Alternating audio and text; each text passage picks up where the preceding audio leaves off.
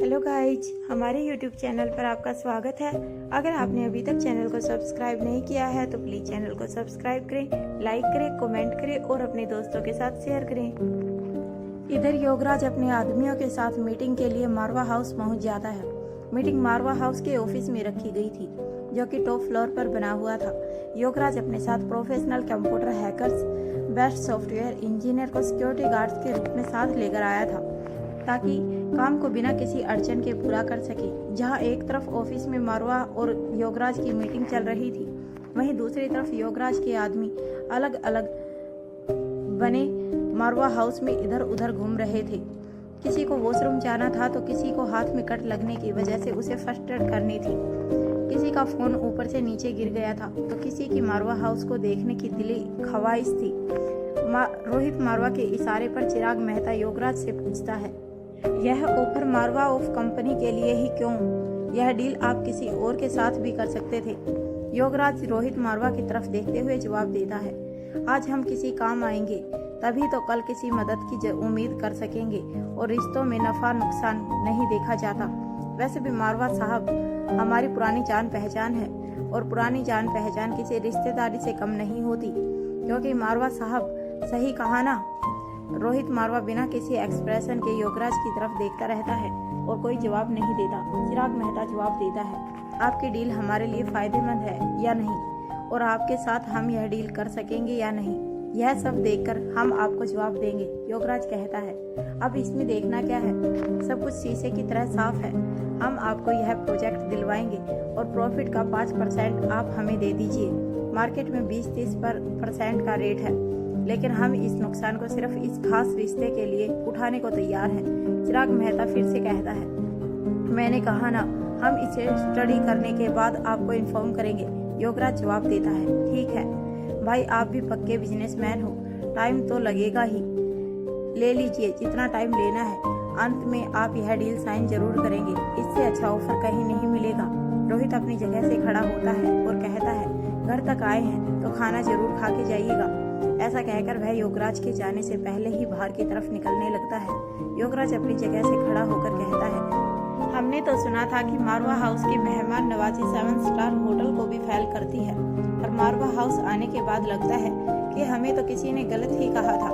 चिराग मेहता योगराज से कहता है, आपने जो सुना है बिल्कुल सही सुना है। आप सभी के खाने पीने का इंतजाम नीचे लॉबी में किया गया है, आप मेरे साथ आइए।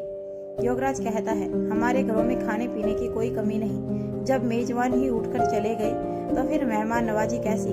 रोहित चलते चलते दरवाजे तक पहुंच चुका था। योगराज की बात सुनकर वह अपनी जगह पर रुक जाता है। चिराग मेहता कहता है, सर को और भी बहुत काम है, आप मेरे साथ चलिए। योगराज कहता है, अगर मारवा साहब के पास हमारे लिए जरा सा वक्त नहीं तो हम यह समझकर वापस लौट जाएंगे कि आपको हमारा यहाँ आना पसंद नहीं आया। आपको हमारे लिए कोई भी कष्ट करने की जरूरत नहीं पड़ेगी। पहले किसी की भी इतनी हिम्मत नहीं थी कि रोहित मारवा के सामने इतना बोल सके। दूसरा, रोहित मारवा को ऐसी बातों से कोई फर्क नहीं पड़ता था, लेकिन वह खुद चाहता था कि योगराज उसकी आंखों के सामने ही रहे। इसीलिए पलटकर कहता है, मारवा खानदान पर कोई होने वाला मंत्री इतना बड़ा आग लगाए, यह ठीक नहीं। फिर आगे कहता है, क्या इस प्रोजेक्ट पर विशंभर नागर ने सहमति नहीं जताई?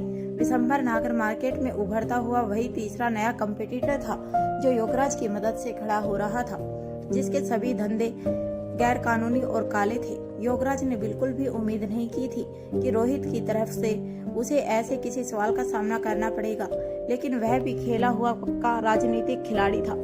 उसने बात को संभालते हुए जवाब दिया, मारवा साहब, कहाँ वह कहाँ आप, भला उसके लिए हम इतना नुकसान उठाएंगे? मैंने कहा ना, यह प्रोजेक्ट सिर्फ हमारी दोस्ती की मजबूती के लिए है। रोहित जवाब देता है, खैर इन सब बातों को जाने दीजिए, चलो ठीक है, आपकी मेहमान नवाजी रोहित मारवा खुद करेगा। ऐसा कहकर योगराज के साथ लॉबी में चला जाता है, जहां सभी आने जाने वालों के खाने पीने और आराम करने का इंतजाम किया जाता था। योगराज को लग रहा था कि अगर रोहित मारवा उसके साथ रहेगा तो उसके साथ ही अपना काम आसानी से कर पाएंगे, जबकि मारवा हाउस अपने आप में किसी किले से कम नहीं था और उसकी किलाबंदी इतनी मजबूत थी कि अनचाही चिड़िया भी पर नहीं मार सकती थी। यहाँ एक तरफ योगराज अपने साथियों के साथ मारवा हाउस में अपनी समस्या के समाधान को ढूंढने में लगा था, वहीं एक और मेहमान की अचानक से मारवा हाउस 2 में एंट्री होती है। यह मेहमान और कोई नहीं बल्कि अनिका की अपनी नानी अंजलि, मामी कजिन श्वेता व मामा किशन मल्होत्रा थे, जिन्होंने यहाँ पर अनिका की चिंता खींच लाई थी। इस तरह से अचानक आकर एक तो वह अनिका को सरप्राइज देना चाहते थे, दूसरी सच की तह तक पहुंचना चाहते थे। वह जानना चाहते थे कि रोहित मारवा और अनिका के रिश्ते का सच क्या है। श्वेता अनिका को देखते ही उसके गले से लग जाती है और कहती है, अनिका दीदी, मैं आपको बता नहीं सकती, आपको अपनी आंखों के सामने देखकर मुझे कितनी खुशी हो रही है। अंजलि मामी और किशन मामा दोनों बारी बारी अनिका के सिर पर हाथ रखते हैं और उसे ढेर सारा आशीर्वाद देते हैं। अंजलि मामी अनिका को गले लगाते हुए कहती है, ईश्वर का बहुत बहुत धन्यवाद कि मेरी बेटी बिल्कुल सही है। तुम ठीक तो हो ना अनिका? अनिका के जवाब देती है, हाँ मामी जी, मैं बिल्कुल ठीक हूँ। किशन मामा कहते हैं, बेटा तुम हमें पहचानती तो हो? अनिका मुस्कुराकर जवाब देती है, जी मामी जी, मुझे बच्चों ने सभी की फोटो दिखाकर और उनके किस्से सुनाकर सभी के नाम और चेहरे याद करवाए हैं। वहीं कुछ मीटर दूर कान में ब्लूटूथ लगाकर सिक्योरिटी गार्ड जैसे दिखने वाले 2 व्यक्ति अनिका की यह बात सुनते ही एक दूसरे की शक्ल देखने लगते हैं। उसके बाद अनिका अपने धीमे कदमों से नानी माँ की व्हील चेयर के पास जाती है और उनके घुटनों के पास बैठ जाती है और कहती है, नानी माँ, क्या आप मुझे आशीर्वाद नहीं देंगी? नानी माँ की आंखों से आंसू बह निकलते हैं और वह बड़े प्यार से ही अनिका के सिर पर अपने दोनों हाथ रखकर उसके चेहरे तक ले जाती है। फिर अपने दोनों हाथों में अनिका के चेहरे को लेकर कहती है, भगवान मेरी बच्ची को हमेशा खुश रखे, उसे हर मुसीबत से बचाए। ना जाने मेरी बच्ची की किस्मत में किसने कितनी तरह की परेशानियां लिखी हैं, वह सारी परेशानियां मुझे दे दे और मेरी बच्ची को सुख में रहने दे। जैसे ही रोहित मारवा को पता चलता है कि मल्होत्रा परिवार मारवा हाउस में आया है, वह तुरंत उनसे मिलने के लिए चला आता है। रोहित पूरे परिवार की बहुत इज्जत करता था। साथ ही मारवा परिवार और मल्होत्रा परिवार के बीच पुराने बिजनेस रिलेशंस भी थे। रोहित मारवा नानी माँ अंजलि मामी और किशन मामा को नमस्ते करने के बाद उनसे हालचाल पूछता है। उसके बाद वह यह कहकर किशन मामा को साथ में लेकर चला जाता है, आप लोग बातें कीजिए, हम अभी आते हैं, आइए मामा जी। नानी माँ कहती है, श्वेता, वह जो सरप्राइज तुम अनिका के लिए लेकर आई थी, जरा वह तो दिखाओ। श्वेता कहती है, जी नानी माँ। उसके बाद अपना लैपटॉप ऑन करके मुस्कुराते हुए श्वेता कहती है, अनिका दीदी, यह सरप्राइज मेरी तरफ से नहीं बल्कि मामी की तरफ से है। मामी ने यह आपको 10th एनिवर्सरी के लिए सेव करके रखी थी, लेकिन हम सभी को लगा कि आपको इसकी जरूरत अभी ज्यादा है। किशन मामा कहते हैं, हमारा भी फर्ज बनता है कि बच्चों के साथ साथ हम भी पुरानी मीठी यादों को बढ़ाने में हेल्प करें। अनिका बोल उठती है, लगता है कि मेरी एनिवर्सरी के सारे गिफ्ट मुझे अभी मिलने वाले हैं। अंजलि मामी कहती है, क्या मतलब बेटा अनिका? अनिका कहती है, कुछ नहीं मामी जी, मैं कह रही थी दिखाइए क्या सरप्राइज है। इसके बाद श्वेता वह वीडियो अनिका को दिखाने लगती है, जिसे उसने मर्ज कई वीडियो को मिलाकर तैयार किया गया था। करीब 1 घंटे तक बैठकर सभी उन वीडियोज को देखते रहते हैं। उन सभी यादों को देखकर अनिका एक बार फिर से अपनी पुरानी जिंदगी के पलों को जीने लगती है। अनिका का चेहरा शर्म से लाल हो जाता है। अंजलि मामी अनिका से धीमी आवाज में पूछती है, अनिका, अगर बुरा न मानो तो एक बात पूछूं? अनिका कहती है, पूछिए मामी जी। अंजलि मामी कहती है, क्या तुम्हारे और रोहित मारवा के बीच कुछ अनबन चल रही है? अनिका हैरानी से मामी की ओर देखने लगती है। तभी नानी माँ बोलती है, बेटी, रोहित मारवा की आंखों में तुम्हारे लिए वही प्यार नजर आता है जो तुम्हारी माँ के लिए कभी करण गुलेरिया की आंखों में नजर आता था। रोहित मारवा तुमसे बेहद प्यार करता है, यह बात पूरी दुनिया जानती है, लेकिन एक औरत के साथ 4 दीवारी के बीच में उसके पति के रिश्ते कैसे हैं, यह केवल उसका दिल जानता है। अगर रोहित का व्यवहार तुम्हारे प्रति अच्छा नहीं है तो तुम जरा उससे अलग हो सकती हो। तुम्हारा यह परिवार हमेशा तुम्हारे साथ खड़ा है। लेकिन बेटी, अगर यह गलतफहमी सिर्फ इसलिए है क्योंकि तुम अपनी पुरानी जिंदगी भूल गई हो, तो रोहित मारवा को थोड़ा वक्त दो, उसके साथ घूमो फिरो, बातें करो और फिर तय करो कि आगे क्या करना है। तुम पढ़ी लिखी, समझदार, सुंदर, सुशील और आत्मनिर्भर लड़की हो। अगर तुम चाहोगी तो तुम्हारा हाथ थामने के लिए कोई भी तैयार हो जाएगा, लेकिन अपने बच्चों के बारे में सोच समझकर अपना अगला कदम रखना, क्योंकि बीवी अगर तुम्हारे जैसी हो तो उसे कोई भी प्यार कर सकता है, लेकिन दूसरों के बच्चों को अपने बच्चे समझकर उन्हें पिता का प्यार देना किसी के लिए भी आसान नहीं होता। तभी सविता अनिका का हाथ पकड़ते हुए कहती है, दीदी वैसे तो मैं आपसे उम्र में छोटी हूँ और मेरी समझने की शक्ति आपकी जितनी नहीं। लड़कों को समझने की सेंस, महसूस करने की शक्ति आपके पास है, वह सामान्य लड़कियों के पास नहीं होती। लेकिन फिर भी मैं आपसे कुछ कहना चाहती हूँ। अनिका सविता की तरफ देखने लगती है। सविता अपनी बात को आगे बढ़ाते हुए कहती है, अगर ज्यादा समय साथ रहने की वजह से वाद विवाद बढ़ने लगे और कुछ समझ ना आए तो कुछ दिनों के लिए दूर रहना एक बेहतर ऑप्शन है, ताकि दिमाग को फ्री होकर सोचने का मौका भी मिल जाए और एक दूसरे से दूर होने पर एक दूसरे की वैल्यू भी पता चल जाए। तभी नानी माँ कहती है, बेटी इसीलिए हमारे जमाने में बेटियां हर तीज त्योहार पर महीनों अपने मायके में रहा करती थी। एक बात हमेशा याद रखना, चाहे जो हो जाए तुम्हारी नानी माँ के घर के दरवाजे हमेशा तुम्हारे लिए खुले हुए हैं।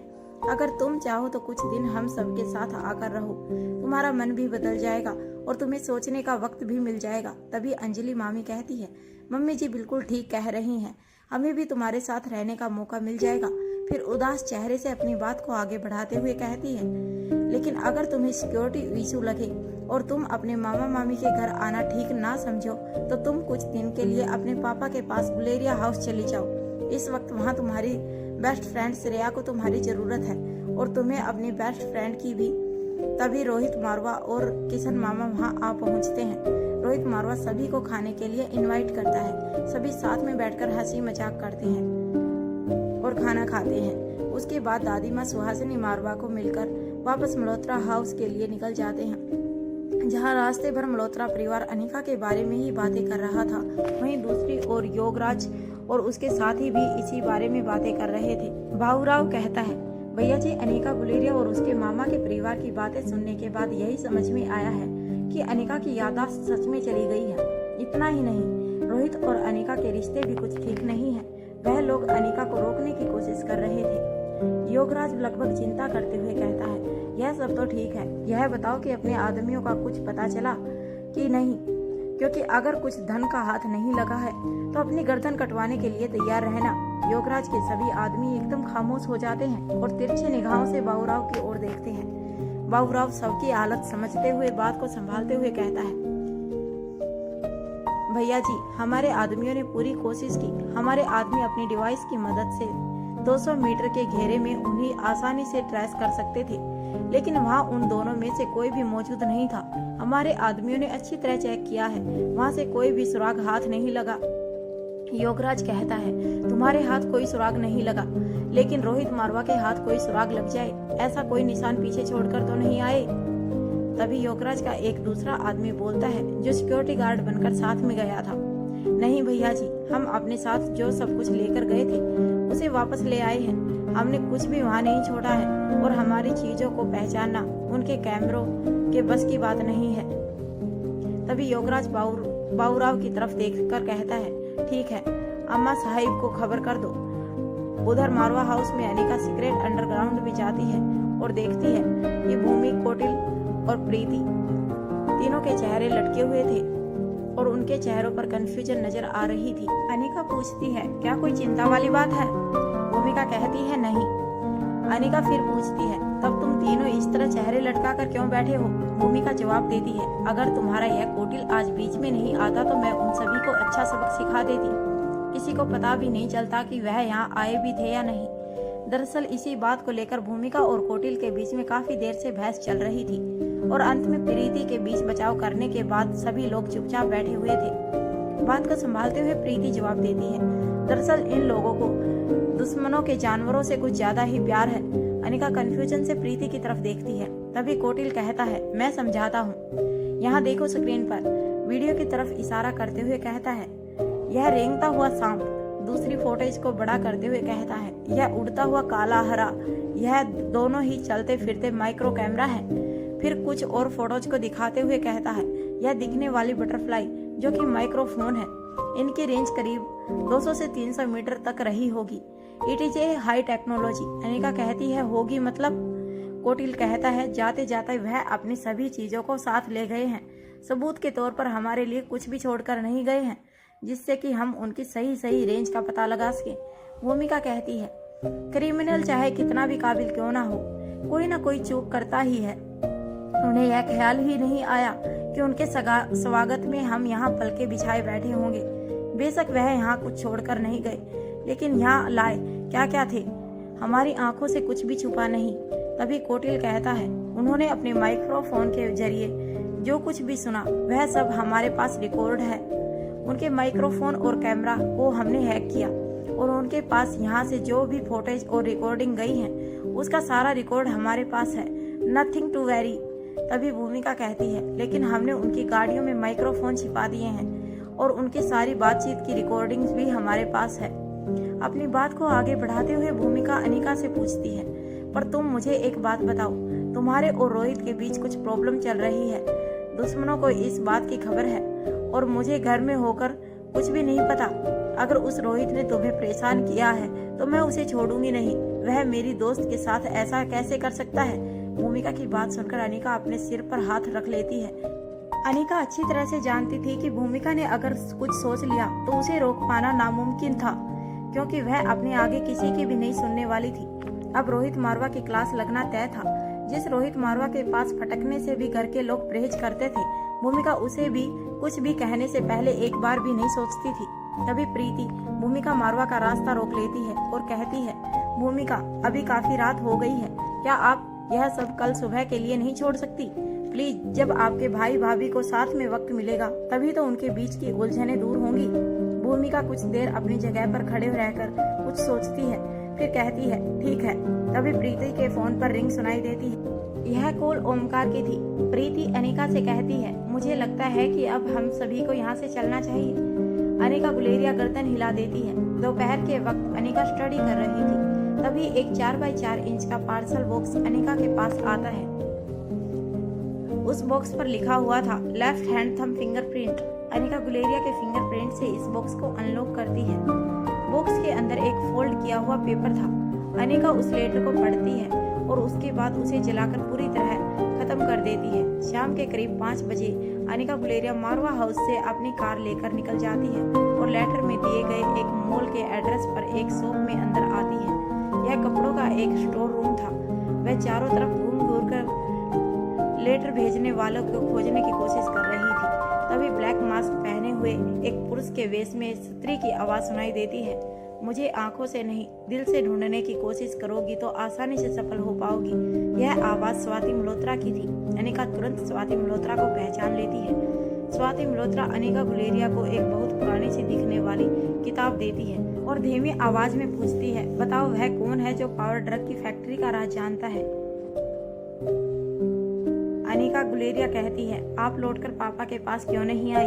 अगर मेरे जन्म के वक्त हालात ठीक नहीं भी थे तब भी आप बाद में उन्हें सब कुछ सच बता सकती थी। आप उनकी जिंदगी में वापस लौट सकती थी। आपने अपनी जिंदगी में इतनी सारी पावर्स हासिल की। उनके सहारे अगर आप खुद छुप कर रह सकती थी तो पापा को भी अपने साथ रख सकती थी, पर आपने ऐसा नहीं किया।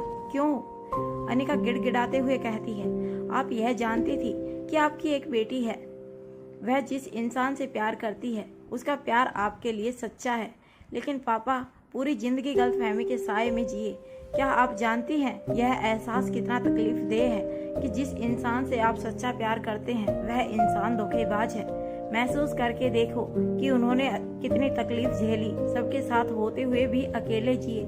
वह तो यह भी नहीं जानते थे कि उनकी अपनी कोई औलाद भी है। उनके साथ इतना अन्याय क्यों? आपसे उनकी मुलाकात हो सके इसके लिए वह अपनी सांसें तक छोड़ने के लिए तैयार थे। क्या सच्चे प्यार का ऐसा अंत सही है? स्वाति मल्होत्रा प्यार से जवाब देती है, पापा की लाडली बेटी, यह जगह इन सब सवालों को करने के लिए ठीक नहीं है। फिलहाल जो मैंने पूछा है उसका जवाब दो। अनिका, तभी मैं आपके सभी सवालों का जवाब दूंगी। जब तब नहीं तो कम से कम अब सही आपको पापा से मिलना चाहिए। स्वाति मल्होत्रा कहती है, तुम्हारे सवालों के जवाब लंबे हैं, इसीलिए पहले तुम बताओ। अनिका गुलेरिया का राज वही जानता है जिस पर आपको बिल्कुल भरोसा नहीं, और मुझे उस पर पूरा भरोसा है। इतना ही नहीं, उसकी स्मार्टनेस की वजह से इस राज की जानकारी मुझसे भी पहले उसे हुई। यह तक कि मुझे भी यह राज उसी ने बताया। अनिका पूछती है, क्या अब आप मुझे बताएंगे कि आपको उस पर भरोसा क्यों नहीं? स्वाति मल्होत्रा जवाब देती है, ठीक है, तुम यह साबित करो कि उसे पावर ड्रग से नहीं बल्कि तुमसे प्यार है। साबित करो कि वह तुम्हारे हिस्से की मौत अपने सीने पर झेल सकता है।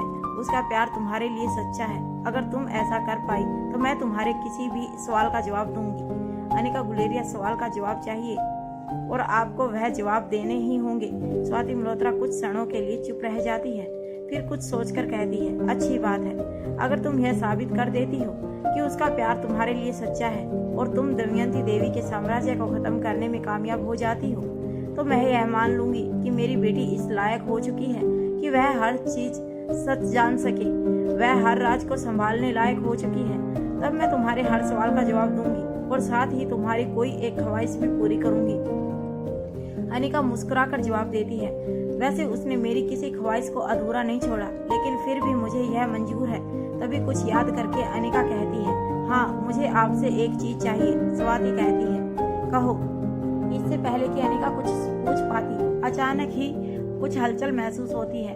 अनिका हड्डियां तोड़ने के लिए अपनी मुट्ठियां कस लेती है कि तभी उनकी निगाहें लगे हुए कैमरों पर जाती है। वह लंबी सांस लेकर अपनी मुट्ठियां खोल लेती है। स्वाति मल्होत्रा मुस्कुराती है और अनिका के कंधे पर हाथ रखते हुए कहती है, कभी कभी प्रैक्टिस करते रहना चाहिए।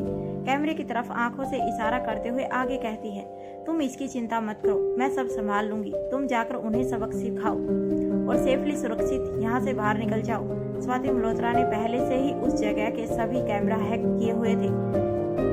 उनमें किसी भी तरह की कोई रिकॉर्डिंग नहीं हो सकती थी। स्वाति मल्होत्रा अनिका की तरफ एक ब्लैक मास्क बढ़ाते हुए कहती है, इससे पहले कि हमें साथ में यहाँ कोई देखे, हमें अलग हो जाना चाहिए। तभी अनिका यह कहती है, मुझे वह ड्रग चाहिए जैसे मेरी याददाश्त मिटाने के लिए इस्तेमाल किया गया था। स्वाति मल्होत्रा यह कहते हुए वहां से बाहर निकल जाती है। ठीक है, मिल जाएगा, अब जल्दी करो। स्वाति मल्होत्रा और अनिका दोनों में से किसी एक के लिए भी मौजूदा हथियारबंद लोग काफी नहीं थे। अपनी फाइटिंग स्किल से वह पल भर ही उन सबको ढेर कर सकती थी, लेकिन स्वाति मल्होत्रा सबके सामने नहीं आना चाहती थी और अनिका याददाश्त जाने का नाटक खेल रही थी। तभी स्वाति मल्होत्रा छिपकर दरवाजे की तरफ देखती है। दरवाजे से जाने का रास्ता पूरी तरह से ब्लॉक था। तभी अनिका पर पीछे से किसी ने वार किया। अनिका पर जैसे ही उसका हाथ पड़ा तो उसे ऐसा लगा कि उसने अपना हाथ लोहे की किसी रोड पर दे मारा हो। उसके बाद अनिका ने उसे उठाकर हवा में गोल गोल घुमाते हुए जमीन पर इतनी जोर से पटका कि वह दोबारा कभी उठने लायक नहीं रहा। उसके बाद उसे खींचकर दीवार के साथ बिठा दिया। तभी अनिका ने 2 कदम पीछे हटकर उस पर पलटवार किया। अनिका ने मध्यम उंगलियों के साथ अंगूठे का इस्तेमाल करते हुए उस आदमी के वोकल सिस्टम संवर तंत्र यानी गला पर इतनी जोर से प्रहार किया कि उसकी हड्डी टूटने से उसकी सांस रुक गई, जिससे उसकी दम घुट कर मौत हो गई। उसके बाद बड़ी ही सावधानी से इस आदमी को दीवार के साथ खड़ा कर दिया। तीसरे आदमी के कान के पीछे अनिका गुलेरिया ने इस तरह से वार किया कि उसका ब्रेन नर्वस सिस्टम डैमेज हो गया। कुछ ही मिनट में बिना किसी को कोई खबर लगे अनिका ने उसे दीवार के पास खड़ा कर दिया। फिर अपने कपड़ों को ठीक करके बड़ी ही सावधानी से कपड़ों के स्टोर से बाहर निकल गई। अनिका गुलेरिया के बाहर निकलते ही अब्दुल की टीम के सिक्योरिटी गार्ड जो लगातार इन्फॉर्मल के अनिका का पीछा कर रहे थे, उन्होंने बड़ी ही सावधानी से सभी लाशों को ठिकाने लगा दिया। दरअसल रोहित मारवा अनिका गुलेरिया की पर्सनल लाइफ में इंटरफेयर दखल अंदाजी नहीं करना चाहता था, लेकिन बीती हुई घटना के बाद वह किसी भी तरह का रिस्क अनिका गुलेरिया को लेकर नहीं ले सकता था। इसीलिए अब्दुल को खास इंस्ट्रक्शन दे कि अनिका गुलेरिया को किसी भी वक्त घर से बाहर अकेले ना रहने दिया जाए। उसके आसपास हमेशा सिक्योरिटी मौजूद रहनी चाहिए। हालांकि रोहित मारवा जानता था अनिका गुलेरिया को किसी भी सिक्योरिटी की कोई जरूरत नहीं थी, लेकिन वह किसी भी तरह से दुश्मनों के लिए उनका रास्ता आसान नहीं करना चाहता था। स्वाति मल्होत्रा मॉल से बाहर निकलकर अपनी गाड़ी में बैठ जाती है और उसे ऑटोमेटिक मोड पर डाल देती है। उसके बाद अपने लैपटॉप के द्वारा उस पूरे शॉपिंग मॉल के कैमरा विजिलेंस को हैक कर लेती है और करीब 4 से 5 घंटे के टाइम पीरियड के सभी एक्टिविटीज को डिलीट कर देती है। सुबह का वक्त था। प्रीति काफी हड़बड़ाहट में अनिका के पास आती है। वह अपनी जगह से उठती है और प्रीति के साथ सीक्रेट अंडरग्राउंड में चली जाती है। प्रीति कहती है, अनिका दी, यह रिपोर्ट सनी की है। पिछले काफी दिनों से मैंने उसे अपनी ऑब्जर्वेशन में रखा है। सनी की रिपोर्ट्स को मैंने देखा कि ब्लड क्लॉट के साथ साथ MRI प्रिंट पर हाथ रखते हुए इस हिस्से में पानी भी भरने लगा है। इसमें फंगस इन्फेक्शन के भी सिम्टम्स नजर आ रहे हैं। मुझे समझ नहीं आ रहा यह हुआ कैसे। अब ये केस हैंडल करना मेरे बस की बात नहीं। और ऐसा कहकर चुप हो जाती है। अनिका गुलेरिया बोलने क्या इंतजार करती है। प्रीति हिम्मत जुटाकर अपनी बात पूरी करती है। और अगर आपने देर की तो कुछ भी हो सकता है। अनिका गुलेरिया से ऑब्जर्व करने लगती है, फिर कहती है, क्या तुमने इस पर राजलक्ष्मी से बात की? प्रीति जवाब देती है, हाँ मैंने बात की थी, लेकिन उनका भी यही कहना है कि वह इस केस को नहीं संभाल पाएंगी। इसके अलावा एक और जरूरी बात कि इस ऑपरेशन में कम से कम 10 से 12 घंटे लगेंगे। और आप जानती ही हैं राजलक्ष्मी दी इस वक्त जिस सिचुएशन में है, वह लगातार इतने घंटे ऑपरेशन थिएटर में कंसंट्रेट नहीं कर पाएंगी। उन्हें हर थोड़ी देर बाद कुछ खाते पीते रहना जरूरी है। अनिका कहती है, तुम सबको इन्फॉर्म कर दो कि यह ऑपरेशन तुम खुद करने वाली हो। ऑपरेशन टीम का सिलेक्शन भी तुम खुद करने वाली हो। जिसको भी असिस्ट करने के लिए चुना जाएगा उसे पर्सनली इन्फॉर्म किया जाएगा। प्रीति अनिका से कहती है, मैं यह नहीं कर पाऊंगी। अनिका प्रीति के कंधे पर हाथ रखती है और कहती है, भरोसा रखो, सब ठीक होगा। अभी जितना कहा है उतना करो। अनिका की बात सुनकर प्रीति कहती है, जी मैडम। इससे पहले कि प्रीति अनिका के सौंपे हुए काम को पूरा करने के लिए आगे बढ़ती, अनिका ने पूछा, क्या डॉक्टर शालिनी से कोई और नई इन्फॉर्मेशन मिली? प्रीति कहती है, भूमिका दीदी ने कहा है कि अब उसके मामले को वह खुद संभालेंगी। प्रीति की बात सुनकर अनिका बिना कुछ जवाब दिए वहां से चली जाती है। रात का वक्त था। अनिका अपने कमरे में इधर से उधर टहल रही थी। रोहित बेड के पास रखी हुई टेबल पर अपना लैपटॉप रखकर वहीं चेयर पर बैठकर फाइल को चेक कर रहा था। रोहित अपना काम खत्म करके बेड पर बैठ जाता है, लेकिन अनिका अभी भी इसी तरह कमरे में एक तरह से दूसरी तरफ टहल रही थी। उसका रोहित पर कोई ध्यान नहीं था। जब काफी देर हो गई और रोहित से बर्दाश्त नहीं हुआ, तब वह अनिका के रास्ते में जाकर खड़ा हो गया। जब अनिका ने रोहित की तरफ देखा तो रोहित ने मुस्कुराकर कहा, कब तक इसी तरह सोचते रहने का विचार है? अनिका ने जवाब दिया, बस यूं ही। रोहित ने पूछा, बस यूं ही? सच सच बताओ कि हाथी को चींटी की मौत मारने का प्लान बना रही हो, या फिर किसी महीनों में खत्म होने वाले काम को 1 घंटे में खत्म करने का सोच रही हो, या फिर किसी डिजास्टर आपदा को मिटाने का प्लान बना रही हो। अनिका रोहित को अपने रास्ते से एक तरफ करते हुए कहती है, ऐसा कुछ भी नहीं है, तुम सो जाओ, मुझे अभी कुछ वक्त लगेगा। रोहित पलटकर अनिका के रास्ते में खड़े होते हुए कहता है, मुझे बताओ किस काम में वक्त लगेगा, मैं तुम्हारी मदद कर देता हूँ। यदि 2 दिमाग मिलकर सोचेंगे तो जल्दी प्लान बन जाएगा। अनिका अपना एक हाथ अपनी कमर पर रखकर दूसरे हाथ को माथे पर रख लेती है और फिर माथे का हाथ नीचे करते हुए रोहित से कहती है, तो तुम किसी तरह मानने वाले नहीं हो? रोहित मुस्कुराकर जवाब देता है, नहीं, बिल्कुल भी नहीं। चलो अब बताओ। अनिका कहती है, ठीक है तो इंतजार करो। ऐसा कहकर वह अलमारी से एक चार्ट शीट और ज्योमेट्री बॉक्स निकालती है। रोहित अनिका की तरफ देखता रहता है। उसके बाद अनिका चार्ट पेपर पर कुछ ड्रा करना शुरू कर देती है। करीब 1 घंटे में वह पूरा डिजाइन तैयार कर लेती है। फिर उसे रोहित को दिखाते हुए कहती है, यह रही प्लानिंग। रोहित उसे देखकर कहता है, यह तो किसी घर का नक्शा है, लेकिन इसके अंदर की कई कारीगरी किसी पजल भूलैया से कम नहीं। कुछ देर उस नक्शे को हर तरफ से ठीक तरह से देखने के बाद अपनी बात को आगे बढ़ाते हुए रोहित कहता है, यह मेडिकल साइंस से बाहर निकलकर तुम फिजिक्स में कब से इंटरेस्ट लेने लगी? इतनी सारी लाइन तो हमारे बिल्डर्स भी कभी नहीं खींच पाए होंगे। आखिर यह है क्या? अनिका जवाब देती है, ग्रेट मिस्टर मारवा, एक बार में ही समझ गए। हाँ, यह भूल भुलैया ही है। रोहित अनिका की बात सुनकर दंग रह जाता है और मजाक करते हुए कहता है, तो क्या तुम अब मेडिकल लाइन को छोड़कर इंजीनियर बनने वाली हो? फिर नक्शे की तरफ देखते हुए कहता है, गुड वर्क। क्या हम बच्चों के एंटरटेनमेंट के लिए पार्क और म्यूजियम ETC इत्यादि बनाने वाले हैं? अनिका इरिटेट होते हुए कहती है, मिस्टर मारवा। अनिका का सवाल सुनकर रोहित चुप हो जाता है और अनिका के आगे बोलने का इंतजार करने लगता है।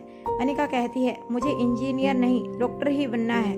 मेरा मतलब है कि मैं दोबारा से अपने सारे एग्जाम रिक्वालीफाई करूंगी। अभी बस यह करना है कि ऑक्सफोर्ड यूनिवर्सिटी के आसपास के आउट एरिया में एक बड़े से हाउस में यह सारा इंफ्रास्ट्रक्चर तैयार कराना है। रोहित उस चार्ट पेपर को उठाते हुए कहता है, ठीक है, हो जाएगा। तुम बस यह बताओ कि तुम्हें कितने दिनों में यह सारा इंतजाम चाहिए। अनिका रोहित से वह चार्ट पेपर वापस लेते हुए कहती है, नो थैंक यू, यह मैं खुद कर लूंगी, तुम अपने बिजनेस पर ध्यान दो। रोहित फिर से अनिका से चार्ट पेपर लेते हुए कहता है, ठीक है, मैं अपने बिजनेस पर ध्यान देता हूँ, तुम अपने दुश्मनों पर ध्यान दो, यह काम चिराग मेहता कर देगा। अनिका रोहित की तरफ देखती है और लंबी सांस खींचते हुए अपनी गर्दन को राइट टू लेफ्ट, दाएं से बाएं और हिलाती है, जिसका मतलब था, जैसा तुम कहो, अब इस मुद्दे पर मुझे और बहस नहीं करनी। रोहित अनिका से पूछता है, एक बात बताओ, तुमने यह डिजाइन क्यों बनाया है? अनिका जवाब देती है, मकड़ी जाला क्यों बनाती है? अनिका के सवाल में ही रोहित का जवाब छिपा हुआ था, जिसका मतलब यह था कि दुश्मन अनिका को ढूंढते हुए अगर वहां पहुंच भी जाता है तो जो भी उसके अंदर जाता वह कभी बाहर नहीं निकल पाता और वहीं पर दम तोड़ देता। यह जगह इस तरह डिजाइन की जाने वाली थी, जिसमें एंगल्स को ध्यान रखते हुए बुलेट प्रूफ मिरर को सेट किया जाना था। संगमरमर जैसा दिखने वाला फर्श सिर्फ आंखों का वहम था, वास्तव में वह एक्सीलेटर था जिसके ऑटोमेटिक ऑन होने पर मौजूद आदमी खुदबुदा हो जाता था। ऐसा नहीं था कि अनिका को दुश्मनों से डर था या उनके प्रति अनिका के मन में दया भाव पैदा हो गया था। यहाँ अनिका के दिमाग में कुछ और ही चल रहा था। रोहित किसी मीडिया वाले के अंदाज में आगे कहता है, मतलब डॉक्टर अमृता दोबारा जल्दी ही मेडिकल फील्ड में वापसी करने वाली है। और एक बार फिर से रोहित मारवा और उसके बच्चों के लिए डॉक्टर अमृता के पास समय की कमी होने वाली है। अनिका कहती है, डॉक्टर अमृता नहीं, अमिता। इस बार डॉक्टर अमिता के नाम से वापसी होगी और वह भी पहले से भी ज्यादा स्किल्स, कुशलता के साथ। वहाँ हमेशा की तरह मार्केट की भीड़ भाड़ में ओमकार प्रीति को लेने पहुँचता है।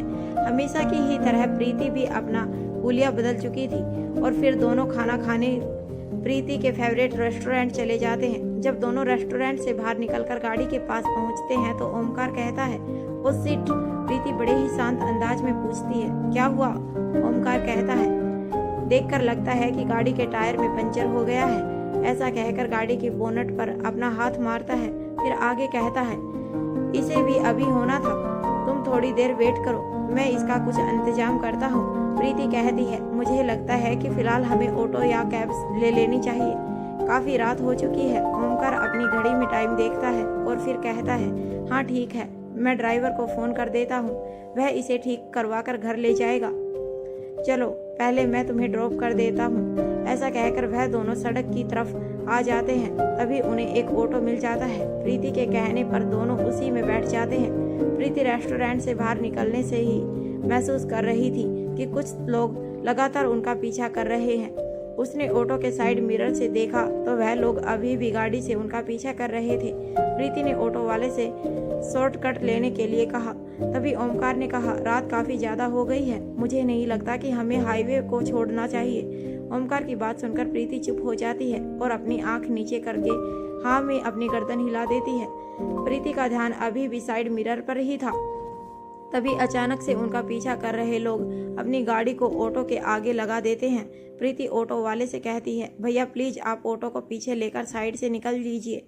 ओमकार कहता है, इतना डरने वाली क्या बात है, मैं तुम्हारे साथ हूँ। इससे पहले कि ऑटो वाला कुछ कर पाता, आगे वाली गाड़ी से 4 लोग बाहर निकलते हैं और प्रीति और ओमकार को ऑटो से बाहर निकालने के लिए कहते हैं, ए बाहर निकलो। दरअसल इन लोगों की निगाह प्रीति पर कई दिनों से थी। अंततः वह लोग यह जान ही लेते हैं कि प्रीति किस तरह अपना हुलिया बदलकर हर रोज उन्हें उल्लू बनाकर निकल जाती थी। फिलहाल यह लोग प्रीति का पीछा करके सिर्फ उसकी वास्तविकता जानना चाहते थे। उसकी पूरी इन्फॉर्मेशन निकालकर योगराज तक पहुंचाना ही इनका काम था। लेकिन प्रीति के रोज इस तरह गायब हो जाने की वजह से यह इतना परेशान हो चुके थे कि अपना मकसद ही भूल गए। ओमकार एक लंबा पतला लड़का था। उसके ओढ़ने पहनने का ढंग किसी भी आम कॉलेज जाने वाले स्टूडेंट जैसा ही था। वैसे तो ओमकार सीधा साधा लड़का नहीं था, लेकिन लड़ाई झगड़ों में पड़ने वालों में से भी नहीं था। उसकी दुनिया में केवल 2 ही खास लोग थे जिनकी देखभाल ओमकार को अपनी जिंदगी की सबसे बड़ी जिम्मेदारी लगती थी। एक जो संख्या में बहुत सारे थे, यानी कि उसके पालतू जानवर जो उसके घर वालों को फालतू लगते थे, और दूसरा प्रीति। सच तो यह था कि ओमकार इस बात से बिल्कुल अनजान था कि उसकी जिंदगी में दोनों जिम्मेदारियां समय पड़ने पर अपनी हिफाजत खुद करने में सक्षम थी।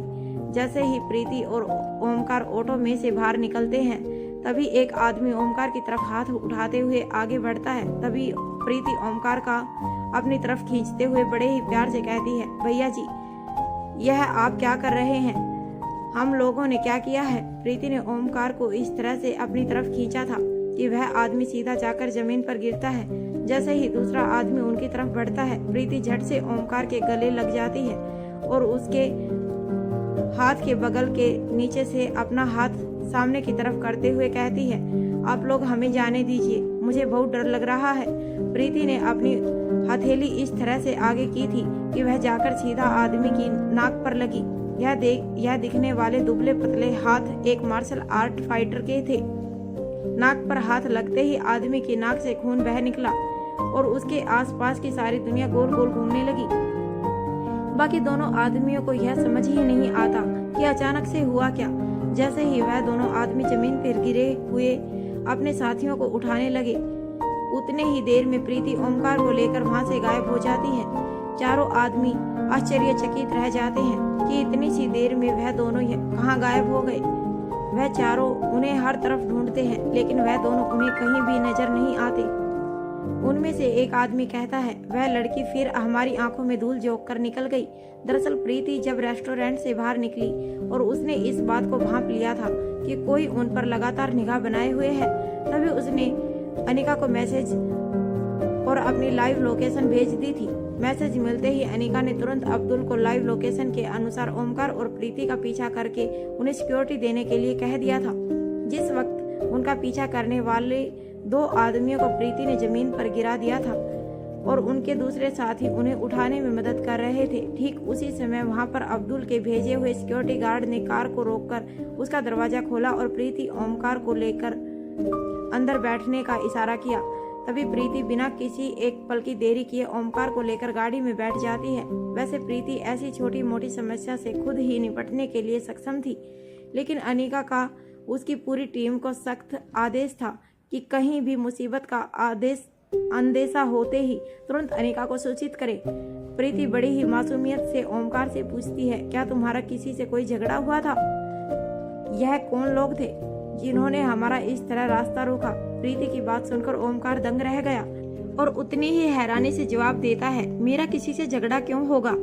फिर कुछ सोचकर आगे कहता है, जरूर उन लोगों को कोई गलतफहमी हुई होगी, वह किसी और को ढूंढ रहे होंगे, या फिर यह भी हो सकता है कि वह लोग चोर हों। हमें पुलिस को इसकी कंप्लेंट करनी चाहिए। प्रीति ओमकार की बात पर बिना कुछ कहे अपना चेहरा नीचे करके सिर्फ हाँ में अपनी गर्दन हिला देती है। कुछ पल रुककर ओमकार कार के ड्राइवर से कहता है, वैसे थैंक यू, पर यह बताइए आपने हमारी मदद क्यों की और आप कौन हैं? ड्राइवर के भेस में मौजूद सिक्योरिटी गार्ड बड़ी ही होशियारी से बात को संभालते हुए जवाब देता है, सर लगता है कि आपने मुझे पहचाना नहीं। मैं हाउस का ड्राइवर हूँ, मैंने आपको बहुत बार देखा है, इसीलिए आपको एक ही बार में पहचान लिया। हाँ, लेकिन आपने मुझे नहीं देखा होगा। वैसे भी हम जैसे गरीबों पर कहाँ किसी का ध्यान जाता है।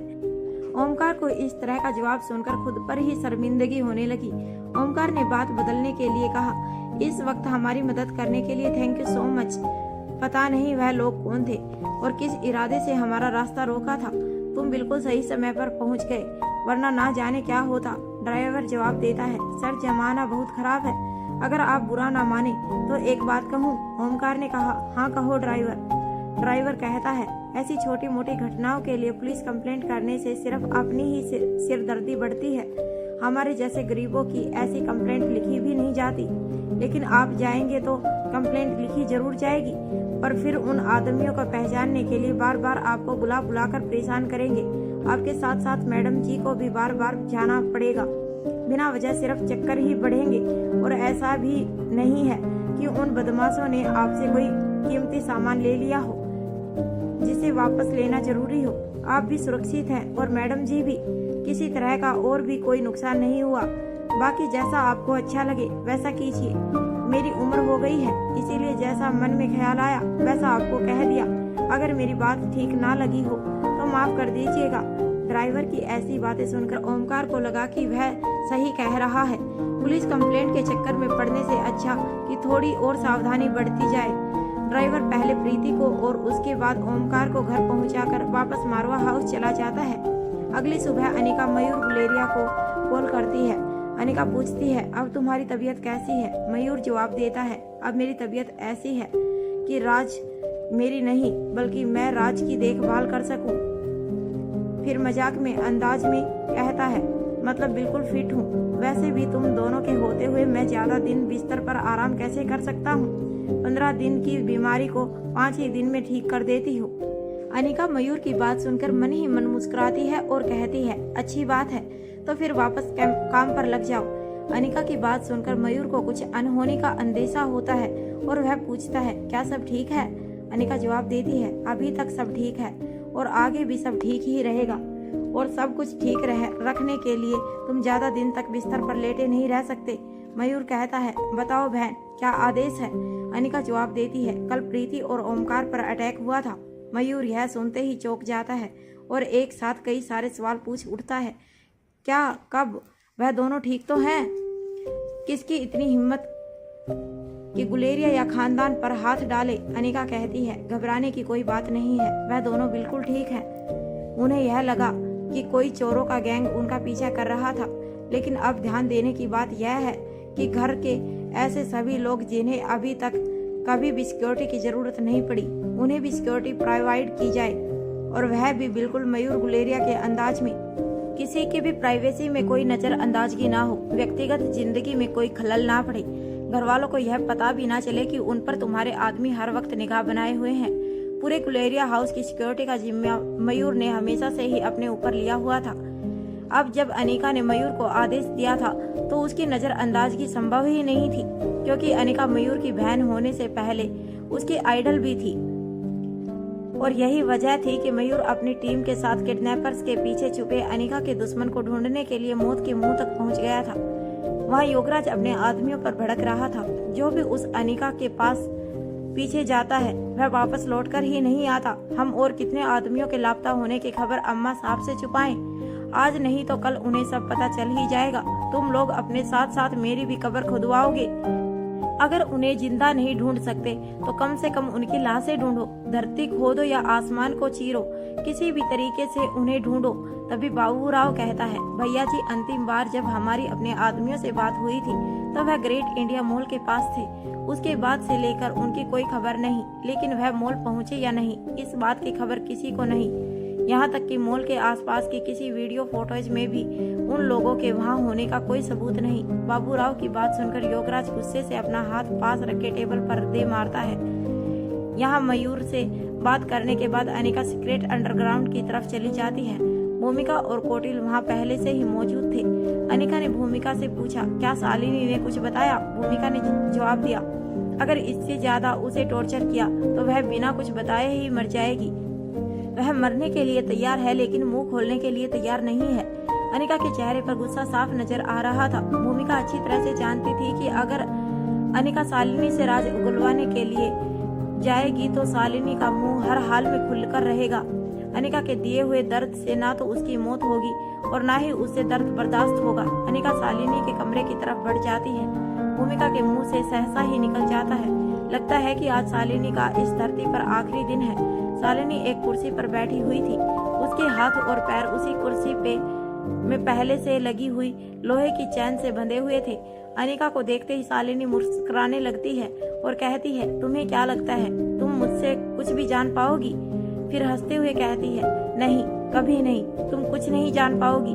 मेरी जिंदगी बर्बाद करने वाली मेरी सबसे बड़ी दुश्मन आज मेरे सामने खड़ी होकर गिड़गिड़ाएगी।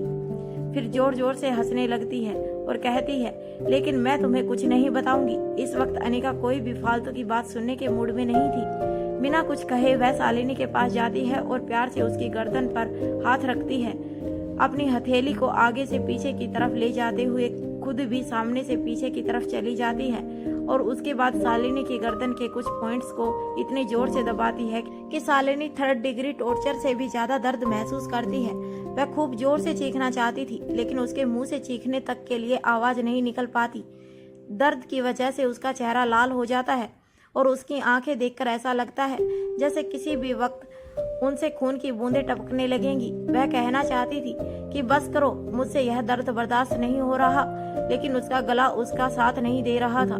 ठीक इसी तरह से शालिनी के कानों के पीछे के कुछ पॉइंट्स को दबाकर अनिका उसे दर्द की हर सीमा के पार ले गई। उसके बाद अनिका शालिनी के पैरों के पास बैठ जाती है और घुटनों के पीछे की तरफ से अपने हाथों को उसके दोनों पैरों के घुटनों की तरफ धीरे धीरे खींचने लगती है, जैसे वह पैरों में कुछ ढूंढ रही हो।